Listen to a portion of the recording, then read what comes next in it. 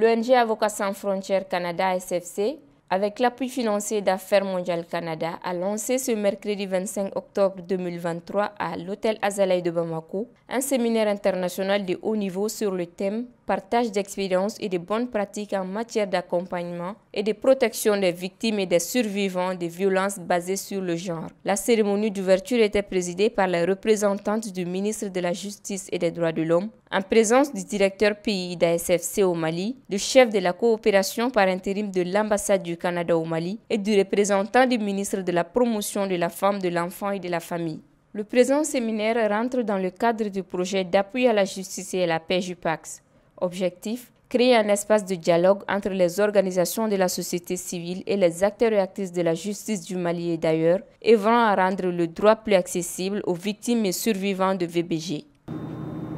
Le choix d'Avocats sans frontières Canada d'organiser cet événement à cette période n'est pas anodin. En effet, les besoins d'accompagnement pour les personnes survivantes et victimes de violences basées sur le genre sont en effet grandissantes au Mali. En 2022, seulement 14 264 cas de violences basées sur le genre ont été rapportés par le système de gestion et d'information lié au VBG, violences basées sur le genre, mis en place par le Fonds des Nations Unies pour la population, dont Madame le docteur Marie-Thérèse Dansonko, ici présente, nous disait pas plus tard que vendredi dernier que ce chiffre était sans doute que la partie visible d'une réalité bien supérieure, étant donné que ce sont seulement les cas rapportés. Ce séminaire s'ajoute aux efforts de plaidoyer, de sensibilisation et d'éducation déployés par nos partenaires sur le terrain afin de prévenir ces violences et ces violations des droits humains, d'en limiter les conséquences et d'en enrayer cette problématique qui est grave. Ce n'est d'ailleurs pas sans pertinence que les projets de code pénal et de procédure pénale récemment adoptés en Conseil des ministres la semaine dernière, soumis actuellement à l'examen du CNT pour approbation, prennent au sérieux la partie criminelle de la plupart de ces violences. Nous croyons sincèrement que les expériences, les bonnes pratiques et leçons apprises au Mali, comme dans d'autres contextes, qui seront partagées dans le cadre de ces séminaires, contribueront à renforcer les capacités des organisations de la société civile agissant sur le terrain auprès des personnes qui souffrent. Nous croyons également avec la même force que sortiront de ce séminaire des pistes de solutions adressées aux autorités maliennes sur la façon de prévenir ces violences, de prendre la mesure des souffrances occasionnées et d'affirmer ici leur volonté inébranlable d'y répondre en termes d'accompagnement, de prévention et de répression. Il faut aussi rappeler que le thème est en droite ligne de la politique d'aide internationale féministe du Canada, car les femmes, les adolescents et les filles sont au cœur de la programmation du Canada au Mali. Le Canada est un partenaire du Mali dans la promotion de la paix, de la sécurité et du développement durable depuis plus de 50 ans. En 2021-2022, le Mali était le 9e principal partenaire de l'aide internationale du Canada en Afrique et le 13e à l'échelle mondiale. Le Canada est au 5e rang des principaux bailleurs de fonds bilatéraux au Mali. Aussi, en 2021-2022, l'aide canadienne au Mali, tous canaux confondus, aide au développement, programme de paix et sécurité, assistance humanitaire, s'est élevé à 112 millions de dollars, soit environ 49,5 milliards de francs CFA. À ce jour, en 2023, le Canada a octroyé 10 775 millions de dollars en assistance humanitaire sensible au genre. Malgré les efforts du ministère de la Promotion de la Femme, de l'Enfant et de la Famille, pour la prise en charge des cas de VBG, le chantier reste encore vaste. Par rapport à la prise en charge des VBG,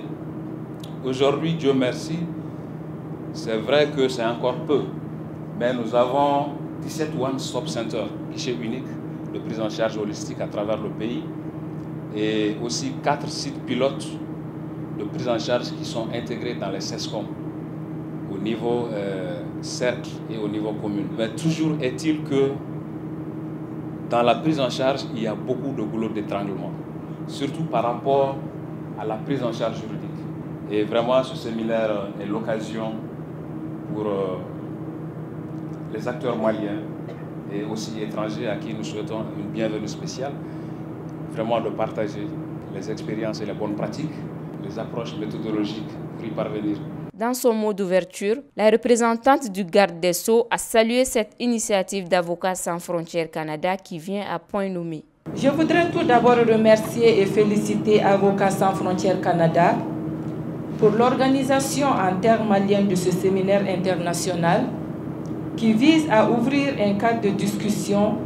et de partage d'expériences, de bonnes pratiques et de leçons apprises entre experts nationaux et maliens au bénéfice des acteurs de la justice et des organisations de la société civile du Mali en matière d'accompagnement et de protection des victimes et survivantes de violences basées sur le genre. Cette activité est particulièrement opportune compte tenu de l'importance des défis auxquels les justiciables, en particulier les femmes, filles et autres personnes en situation de vulnérabilité, dans leur démarche d'accès à la justice suite aux violences basées sur le genre qu'elles subissent. Ce séminaire est en outre d'une grande utilité pour les acteurs judiciaires et de la société civile, en ce qu'il contribuera à l'identification des solutions pertinentes pour contourner les défis liés à la collecte des preuves